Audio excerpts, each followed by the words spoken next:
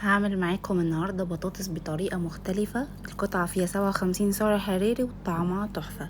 اول حاجة هنحتاج 2 من البطاطس، هنقطعهم بالشكل ده. بعد كده في حلة هنضيف البطاطس ونضيف عليهم معلقة صغيرة من الملح. بعد كده هغطيها بالمية السخنة ونسيبها بقى على النار لحد ما تستوي وتتهري مننا. هنبدأ ان احنا بعد كده نهرسها كويس جدا ونتأكد ان مفيش اي تكتلات. هنزود عليهم 3 معالق كبيرة من دقيق الرز او النشا ومعلقة كبيرة من زيت الزيتون.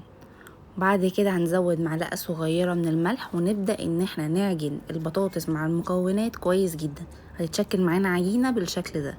عشان نحشي البطاطس هنستخدم كمان جبنة موتزاريلا لايت او عادية، والأحسن لايت. هنبدأ ان احنا نجيب كل قطعة من البطاطس ونبدأ ان احنا نحشيها بالجبنة الموتزاريلا بالشكل ده ونضغط عليها بايدينا. اهم حاجة نقفلها كويس جدا. كده الكمية معايا خلصت، عملت معايا 12 واحدة. في طاسة بتكون ما بتلزقش نرش رشة من الزيت ونبدأ ان احنا نضيف البطاطس ونسيبها على كل ناحية حوالي 3 دقايق على نار عالية.